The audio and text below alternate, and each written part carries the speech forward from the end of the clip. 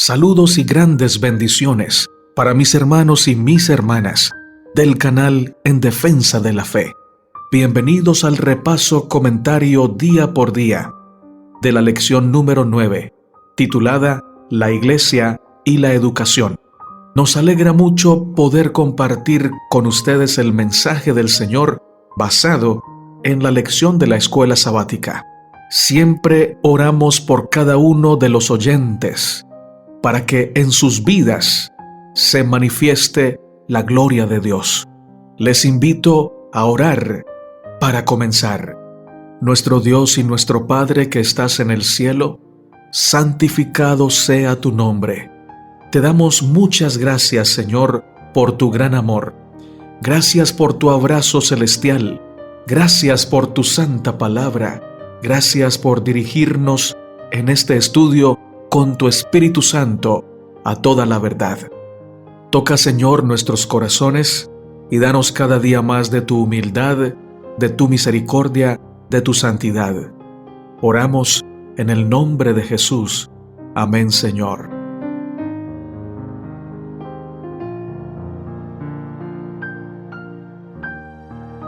Texto para memorizar, porque nunca usamos de palabras lisonjeras, como sabéis, ni encubrimos avaricia. Dios es testigo. Ni buscamos gloria de los hombres, ni de vosotros, ni de otros, aunque podíamos seros carga como apóstoles de Cristo. Antes fuimos tiernos entre vosotros como la nodriza que cuida con ternura a sus hijos propios. Tan grande es nuestro afecto por vosotros, que hubiéramos querido entregaros no solo el Evangelio de Dios, sino también nuestras propias vidas, porque habéis llegado a sernos muy queridos. Primera de Tesalonicenses capítulo 2, versos 6 al 8. El comentario bíblico adventista nos dice: Pablo y sus compañeros les habían cobrado un profundo afecto a los nuevos cristianos a medida que trabajaron en favor de ellos y observaron su firme determinación por Cristo frente a una gran oposición. Este sentimiento se acentuó al orar fervientemente por ellos, primero para que aceptaran el mensaje y después para que pudieran permanecer firmes en la verdad. Fin de la cita. Etimológicamente, la palabra iglesia viene del latín ecclesia y este es del griego ecclesia. En Atenas, la eclesía era la asamblea de los ciudadanos reunidos para discutir asuntos políticos. Pablo usó esta palabra para referirse a la congregación de creyentes cristianos. Debemos tener en cuenta la importancia que tiene la iglesia en el proceso de la redención y por ende de la educación. Si bien la salvación es individual, el congregarse tiene un valor adicional en la vida cristiana. Por tal motivo, Pablo y sus compañeros trabajaban arduamente en la predicación del Evangelio de Cristo. Sabían de la necesidad que tenían muchas personas de conocer el amor de Dios y buscaban decididamente efectuar el propósito que el Señor había designado para ellos. Esto es un ejemplo claro de la labor tan importante que tenemos en la actualidad. Es una misión que debemos continuar hasta el fin de los tiempos. Estamos llamados a compartir las buenas nuevas de salvación y, mientras se pueda, utilizar nuestras iglesias como lugares de bendición para aquellas personas que están sedientas del mensaje. El espíritu de profecía nos dice: la iglesia es el medio señalado por Dios para la salvación de los hombres. Fue organizada para servir y su misión es la de anunciar el Evangelio al mundo. Desde el principio fue el plan de Dios que su iglesia reflejase al mundo su plenitud y suficiencia. Los que han sido llamados de las tinieblas a su luz admirable han de revelar su gloria. La iglesia es la depositaria de las riquezas de la gracia de Cristo, y mediante la iglesia se manifestará con el tiempo, aun a los principados y potestades en los cielos, el despliegue final y pleno del amor de Dios. Hechos de los Apóstoles capítulo 1, primer párrafo. Domingo, 22 de noviembre. La verdadera educación cristiana. Hablando de una verdadera educación cristiana, nos encontramos con una historia que nos hace reflexionar sobre la importancia que debe tener el servir a las demás personas, siguiendo el ejemplo del Señor Jesucristo cuando estuvo entre nosotros. Los actos que realizamos deben estar en armonía con lo que predicamos. Por tal motivo, en Lucas 10, 30 al 37, se nos menciona la forma adecuada en la que podemos ayudar a alguien que lo necesita, teniendo en cuenta que lo más valioso para Cristo son sus hijos, y el trato que le damos a nuestro prójimo debe revelar el amor que le tenemos al Padre, al Hijo y al Espíritu Santo. Lucas 10, 30 al 37 dice: Respondiendo Jesús dijo: Un hombre descendía de Jerusalén a Jericó, y cayó en manos de ladrones, los cuales le despojaron, e hiriéndole se fueron, dejándole medio muerto. Aconteció que descendió un sacerdote por aquel camino, y viéndole, pasó de largo. Asimismo un levita, llegando cerca de aquel lugar, y viéndole, pasó de largo. Pero un samaritano, que iba de camino, vino cerca de él, y viéndole, fue movido a misericordia, y acercándose vendó sus heridas, echándoles aceite y vino, y poniéndole en su cabalgadura, lo llevó al mesón, y cuidó de él. Otro día, al partir, sacó 2 denarios, y los dio al mesonero, y le dijo: Cuídamele, y todo lo que gastes de más, yo te lo pagaré cuando regrese. ¿Quién pues de estos 3 te parece que fue el prójimo del que cayó en manos de los ladrones? Él dijo: el que usó de misericordia con él. Entonces Jesús le dijo: Ve y haz tú lo mismo. El comentario bíblico adventista nos dice sobre la historia del samaritano. El hecho de que el samaritano viajara por un territorio extranjero para él hizo que su acto de misericordia fuera aún más notable. En ese distrito era probable que el desafortunado viajero fuera judío, miembro de la raza que sentía una acérrima enemistad contra los samaritanos. El samaritano sabía que si él hubiera sido el herido, tirado junto al camino, no podría haber esperado misericordia de un judío. Sin embargo, el samaritano, con bastante riesgo para sí mismo, por la posibilidad de que los asaltantes volvieran a atacar, decidió ayudar a la indefensa víctima. Fin de la cita. Además de haber sido un acto de amor por su prójimo, el samaritano se armó de valor para ayudar a aquella persona que lo necesitaba. Asumiendo riesgos, dio lo mejor que tenía para suplir una necesidad latente de su semejante, aunque su semejante fuera un judío que lo odiara y que seguramente no lo hubiera ayudado si el samaritano hubiera estado en su posición. Aún así, el samaritano decidió que la misericordia que lo movía fuera efectiva. Decidió ayudar a este ser humano y despojarse de cualquier prejuicio nacionalista o racista, y ayudarlo precisamente porque necesitaba ayuda. En muchas ocasiones nos vemos limitados e impedidos para ayudar a otros, y generalmente utilizamos excusas tales como: no tengo tiempo, esa persona no es de mi agrado, me cae mal, o esa persona me ha hecho mucho mal a mí, así que yo no le puedo ayudar porque si lo ayudo soy hipócrita. Excusas.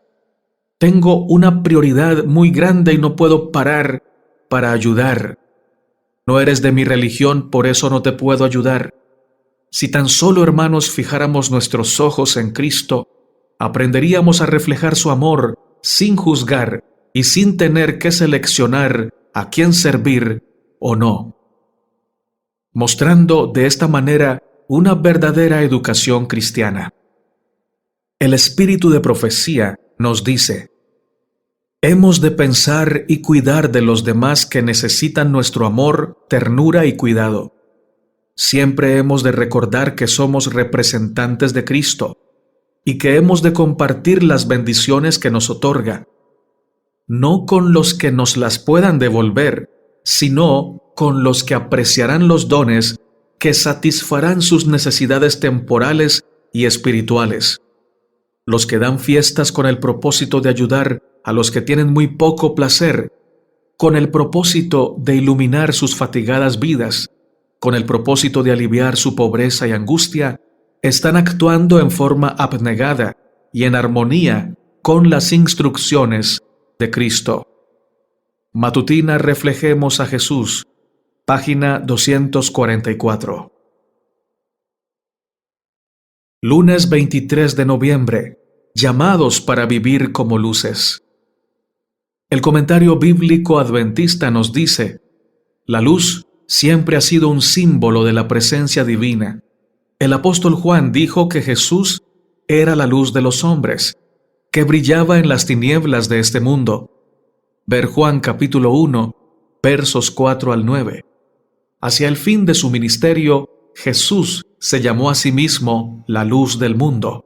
Si un cristiano es fiel a su misión, una vez que ha aceptado a Jesús como la luz del mundo, se convierte en reflector de esa luz. Todos los miembros de una familia pueden aprovechar la luz si se la coloca en su debido lugar en el candelero. Del mismo modo, Dios deseaba que toda la familia humana se beneficiara con la luz de la verdad que Dios había confiado a los descendientes de Abraham. Génesis 12, verso 3. La luz de la verdad proviene del cielo. Juan 1:4. Pero cuando ilumina nuestras vidas, se convierte en nuestra luz. Nuestra luz debe brillar no para que los hombres sean atraídos a nosotros, sino para que sean atraídos a Cristo, quien es la luz de la vida, y a las cosas que son dignas de verse. Mateo 6, verso 31 al 34. Juan 6, 27. Fin de la cita del comentario bíblico adventista. Ir en contra de lo establecido es toda una osadía.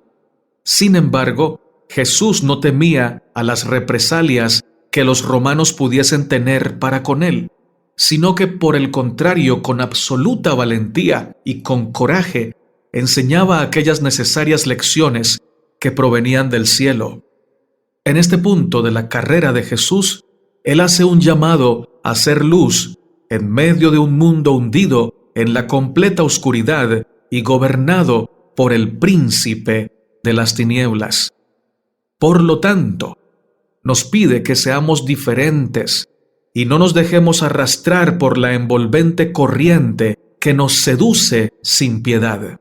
Es por esto que, con dulce ternura, ejemplifica el gran poder de la luz, mencionando que una ciudad en lo alto de la colina nunca podrá ser ignorada.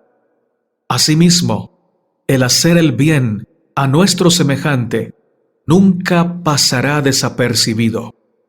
Cabe mencionar que no debemos olvidar que somos la imagen de Cristo en la tierra. Tengamos presente que muchos no creyentes nos señalarán por nuestra conducta. En nuestras manos o en nuestro testimonio está el mostrar una imagen acertada o errónea de lo que es Jesús. Isaías 61 al 3 dice: levántate, resplandece, porque ha venido tu luz, y la gloria de Jehová ha nacido sobre ti. Porque he aquí que tinieblas cubrirán la tierra, y oscuridad las naciones, mas sobre ti amanecerá Jehová, y sobre ti será vista su gloria. Y andarán las naciones a tu luz, y los reyes al resplandor de tu nacimiento. El espíritu de profecía complementa la lección de hoy diciendo: al escoger a hombres y mujeres para su servicio, Dios no pregunta si tienen bienes terrenales, cultura o elocuencia.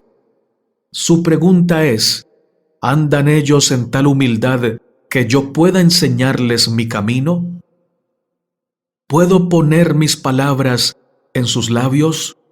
¿Me representarán a mí? Dios puede emplear a cada cual en la medida en que pueda poner su espíritu en el templo del alma. aceptará la obra que refleje su imagen. Sus discípulos han de llevar como credenciales ante el mundo las indelebles características de sus principios inmortales. El Ministerio de Curación, página 23 hasta la 25. Martes 24 de noviembre. Vivir como discípulos. Sobre la palabra discípulo, el Diccionario Bíblico Adventista nos dice: persona que como alumno o adherente sigue las enseñanzas de otra, especialmente las de un maestro público. Primero de Crónicas 25:8, Isaías 8:16.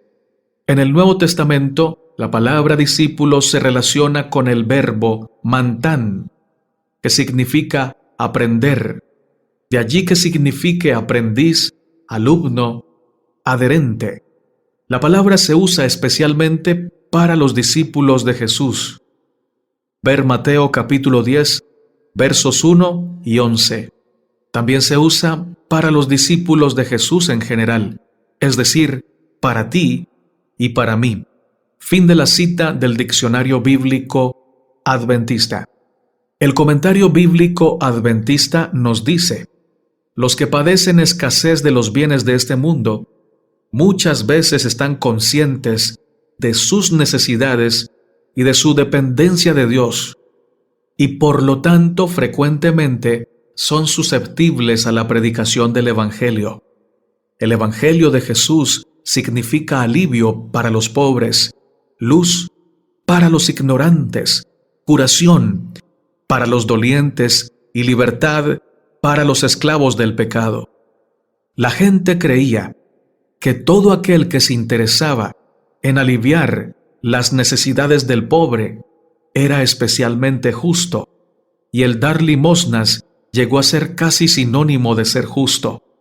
Pero muchas veces sucedía que se daban limosnas no por simpatía ni inclinación a ayudar a los pobres, sino por el deseo de ganar méritos. Sin embargo, la preocupación cordial y genuina por los sentimientos y las necesidades de nuestros prójimos es una de las mejores evidencias de la religión pura. Santiago 1:27. También es una gran evidencia de conversión sincera. Primera de Juan capítulo 3, versos 10 y 14. Y es una evidencia de amor a Dios y de ser apto para entrar en el reino de los cielos. Mateo 25, 34 al 46. Fin de la cita del Comentario Bíblico Adventista. Mientras estuvo en la tierra, Jesús mostró espléndidamente la misericordia divina a los seres humanos. Desde el inicio de su ministerio, cumplió a cabalidad la profecía de Isaías, dando sanidad a los enfermos, libertad a los cautivos, vista a los ciegos y gozo a los quebrantados de corazón. Lucas 4, 18 al 23. Debemos notar con importancia que Jesús no inició su ministerio proclamándose el Hijo de Dios o el Mesías prometido, aunque tenía toda la autoridad para hacerlo. Ciertamente, Jesús era el Hijo de Dios, la raíz de David, el Mesías prometido, el Salvador del mundo. Jesús prefirió mantener bajo cautela el prestigio de su misión, fijando su vista y sus acciones en la esencia real de su misión: la misericordia, el perdón, la gracia. Predicar, enseñar y sanar. En este punto podemos reconocer que tenemos mucho que aprender del Maestro Jesucristo. Él prefería usualmente ir a sanar a un enfermo antes que entablar una discusión teológica con un rabino. Jesús prefirió juntarse con los más humildes y rechazados de la sociedad antes que acercarse a las clases altas pretendiendo alardear de sus conocimientos. Jesús tenía el potencial para ser un gran gobernante, pero prefirió ser el benefactor directo de los olvidados. Antes que buscar dinero, sus manos se dirigieron a buscar sanar a los leprosos, consolar a los que estaban tristes, secar las lágrimas de las viudas, de las mujeres despreciadas por la sociedad. Antes que cenar con reyes y gobernantes, Jesús prefirió compartir el pan con quienes soportaban largas caminatas para escuchar hablar del reino de Dios. Cuando Jesús estuvo en la tierra, nos habló con sus acciones sobre la real esencia del discipulado. Primera de Juan capítulo 2, versos 4 al 6, dice: El que dice yo le conozco y no guarda sus mandamientos, el tal es mentiroso, y la verdad no está en él. Pero el que guarda su palabra, en éste verdaderamente el amor de Dios se ha perfeccionado. Por esto sabemos que estamos en él. El que dice que permanece en él, debe andar como él anduvo. El discípulo hace lo que su maestro le dice. Sigue el ejemplo de su maestro. De manera, mis hermanos, que si ustedes y yo estamos viviendo como discípulos de Cristo, seguiremos sus pasos. Estaremos constantemente conectados con el Padre Celestial. Viviremos para gloria de su nombre. Andaremos en las pisadas del Cordero, los seguiremos por donde quiera que Él va. Y Él siempre se encontraba en esta tierra, amando, sirviendo, ayudando, sanando y predicando la verdad.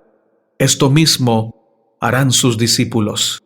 El espíritu de profecía nos dice: el cristiano quizá no esté consciente del gran cambio, porque mientras más se asemeje a Cristo en carácter, más humildemente pensará de sí mismo. Pero todos los que lo rodean lo verán y sentirán. Aquellos que han tenido la experiencia más profunda en las cosas de Dios son los que están más lejos del orgullo y la exaltación de sí mismos. Son los que más humildemente piensan de sí mismos y los que tienen las ideas más elevadas en cuanto a la gloria y la excelencia de Cristo. Piensan que el lugar más bajo en su servicio es demasiado honorable para ellos. Testimonios para la Iglesia, tomo 5, página 206 y 207. Miércoles 25 de noviembre. En busca de la verdad. ¿Alguna vez te has preguntado qué es la verdad? Etimológicamente, verdad proviene del griego utilizando la palabra aletheia, que significa lo que no está oculto, por lo que podría entenderse como descubrimiento. La falsedad viene de pseudos, que es su contrario, que significa el encubrimiento. Así que la verdad en griego significa descubrir, desvelar lo que estaba escondido. Primera de Juan 1:6 nos dice: si decimos que tenemos comunión con Él y andamos en tinieblas, mentimos y no practicamos la verdad. Juan 16:13: pero cuando venga el Espíritu de verdad, Él os guiará a toda la verdad, porque no hablará por su propia cuenta, sino que hablará todo lo que oyere, y os hará saber las cosas que habrán de venir. El comentario bíblico adventista nos dice, hablando de la verdad, en su significado básico, verdad es lo que corresponde con la realidad. Como en este caso, Juan con frecuencia usa la palabra en un sentido más amplio para indicar lo que es verdadero en las cosas que atañen a Dios y a los deberes del hombre.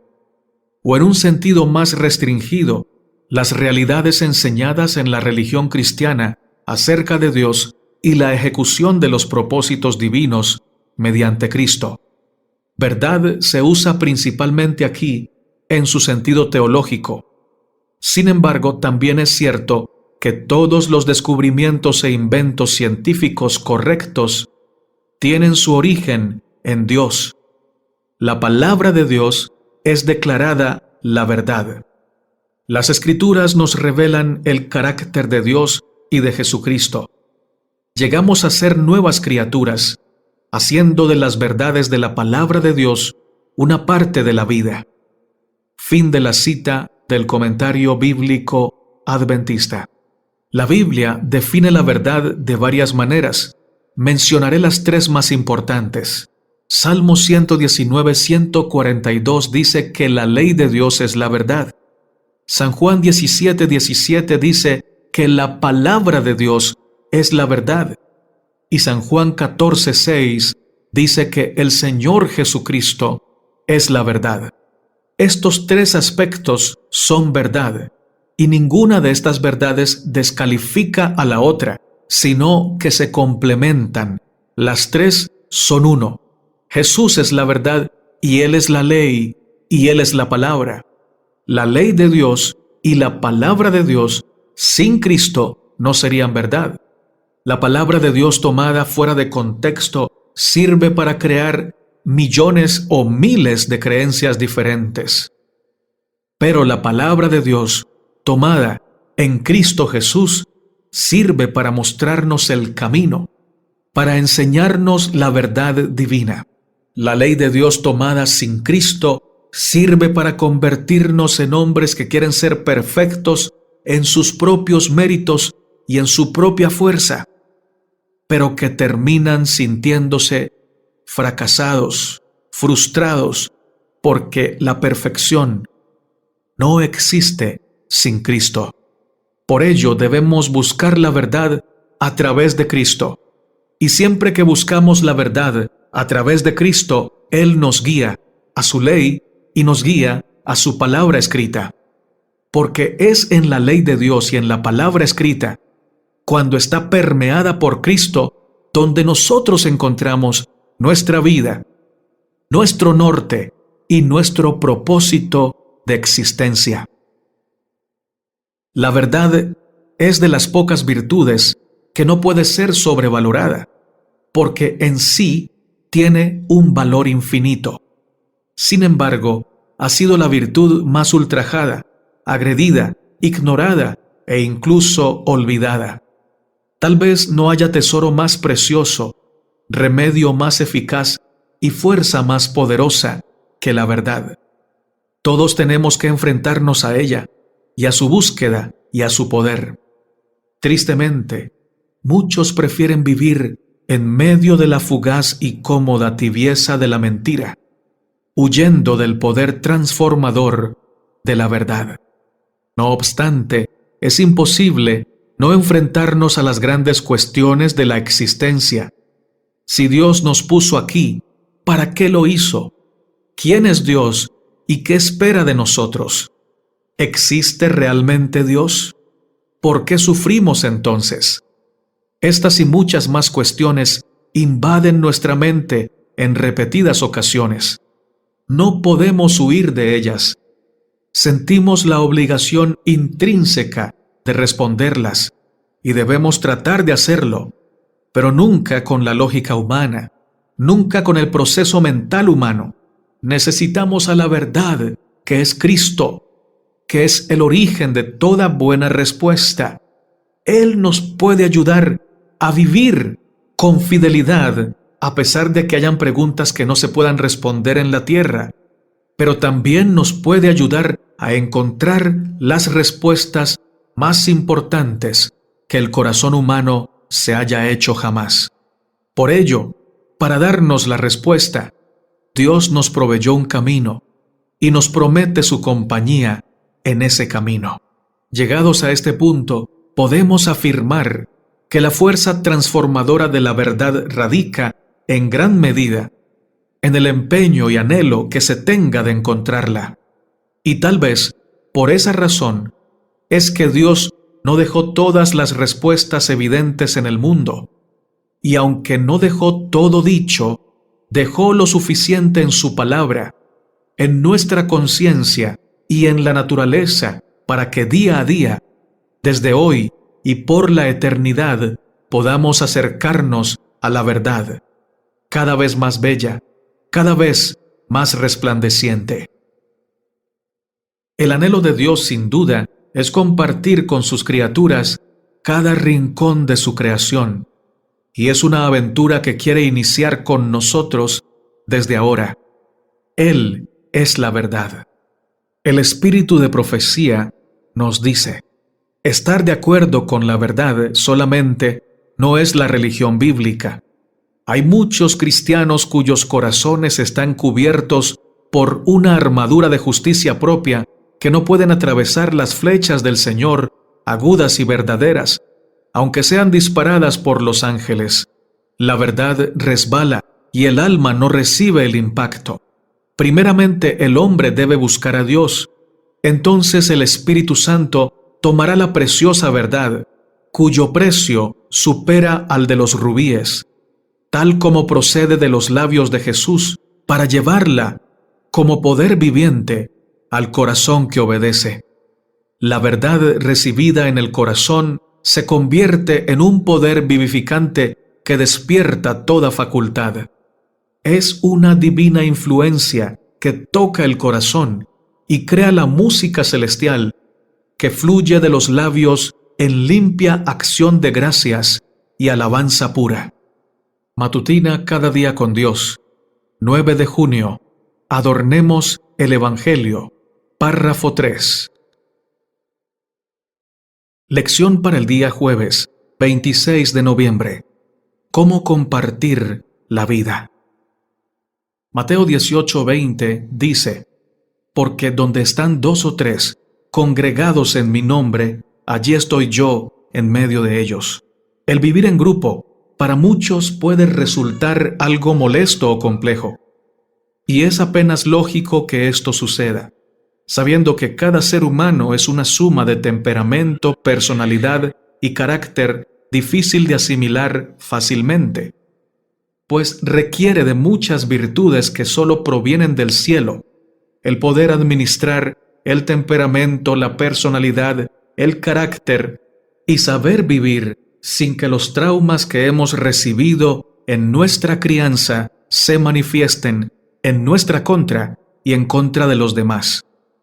Cuando aprendemos a vivir bajo la sombra del Omnipotente, bajo su abrazo y guiados por su Espíritu, entonces aprendemos a convivir con los demás, a saber tratarlos con amor, así como Cristo nos trata a nosotros.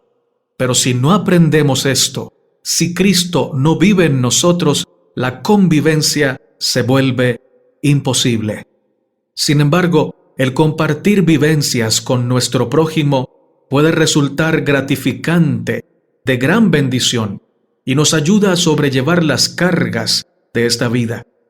El hecho de adorar a un mismo Dios, compartir un mismo sentir, nos motiva, nos anima a aferrarnos a la vida que solo el Señor nos da, en la cual debemos aprovechar todas las facultades que hemos recibido para dar lo mejor de nosotros a los demás. Y repetimos o insistimos, esto solo lo podemos lograr si Cristo vive en nuestro ser, si Cristo es el Rey en nuestro corazón. El mundo nos ofrece un sinfín de placeres pasajeros que pueden adentrarnos en una comodidad de la que resulta difícil salir. Es por eso que Jesús pidió a sus discípulos que no se acostumbraran a este mundo, porque Él sabía cuán fácil es caer en las redes del enemigo. Por lo tanto, hace un llamado a renovar nuestra mente. Solo así es posible cerrar las puertas a los malos pensamientos, a las malas influencias, a los malos deseos, a la vanagloria de la vida, que nos aleja del Padre, que nos impide ver su luz, que nos lleva lejos de la verdad, pero también que nos aleja de nuestros hermanos. Necesitamos aprender a vivir como hermanos, a vivir como una familia. La familia de la Iglesia es la familia del cielo en la tierra, y por ello todos nosotros debemos tratarnos como hermanos, ya que somos hermanos por la sangre de Cristo Jesús. Su sangre preciosa nos ha redimido, pero también es esa sangre maravillosa, preciosa, inmaculada, la que nos une en un vínculo irrompible, que es el vínculo de la familia celestial. De allí que no debe ser una carga para ti y para mí congregarnos, sino que debe ser un deleite, porque nos vamos a encontrar con nuestro Padre Celestial, con nuestro hermano mayor Cristo Jesús y con el Maestro Divino, el Espíritu Santo, pero también con nuestros hermanos y nuestras hermanas que están unidos a nosotros por el santo vínculo de la sangre del Cordero de Dios.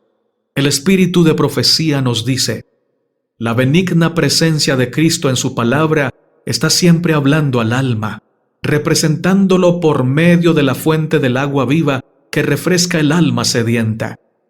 Es nuestro privilegio tener un Salvador vivo y permanente.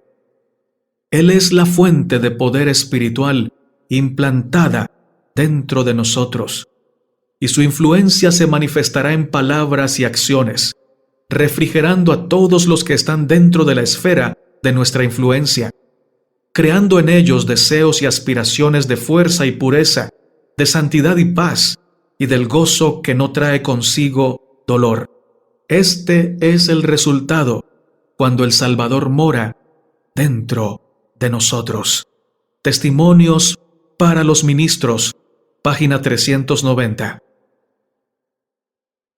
Viernes 27 de noviembre, para estudiar y meditar. La lección de esta semana nos lleva a reflexionar en el papel que cada uno de nosotros tiene en el plan de redención.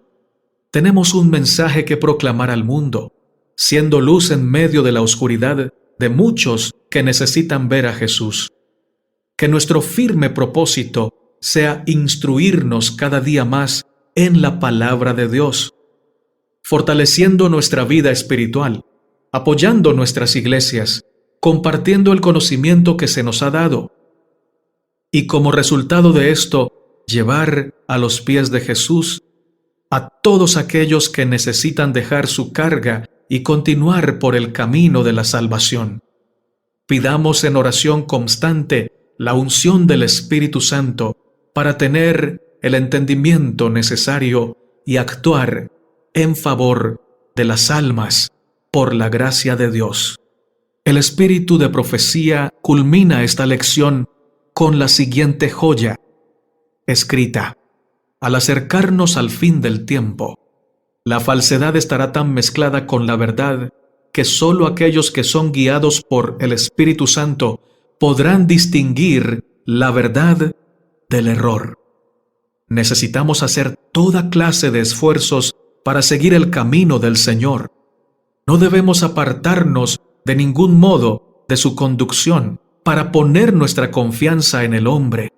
Los ángeles del Señor han recibido la orden de mantener estricta vigilancia sobre aquellos que ponen su fe en el Señor, y estos ángeles serán nuestro auxilio especial en todo tiempo de necesidad.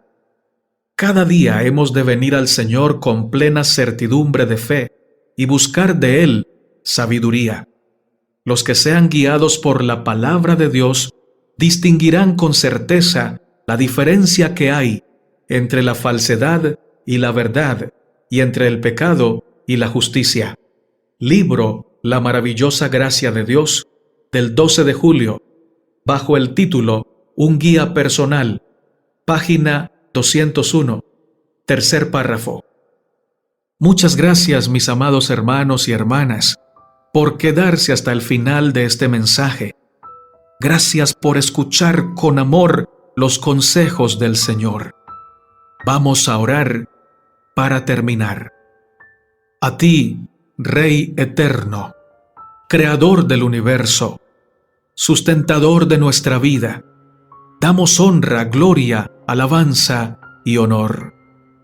Gracias, Señor, gracias, porque nos rodeas todos los días con tu inmensa bondad, porque en la sonrisa de nuestros hijos podemos ver tu amor, porque en el abrazo de nuestro cónyuge podemos sentir tu calor, porque en el cantar de los pajaritos podemos escuchar que tú eres amor, que tú eres justicia, que tú eres santo, santo, santo. Gracias, Señor, porque al contemplar la lluvia, el firmamento, podemos ver tu majestad, tu gran poder, tu gran amor. en nuestro respirar y en el constante palpitar de nuestro corazón, podemos distinguir el mensaje que dice claramente: te amo con amor eterno. Gracias, Señor, por tu iglesia. Gracias por tu palabra. Gracias por la verdadera educación. Gracias, Señor, porque en ti hemos encontrado esa seguridad de amor, esa seguridad de gracia, de aceptación, de perdón y de restauración. Gracias porque en tu iglesia hemos encontrado una familia que no es perfecta todavía, pero que está en el camino de serlo, en tu gracia, en tu poder. Gracias, Señor, por cada predicación que nos envías, por cada reprensión que encontramos en tu santa palabra, por la seguridad de la salvación eterna en Cristo Jesús.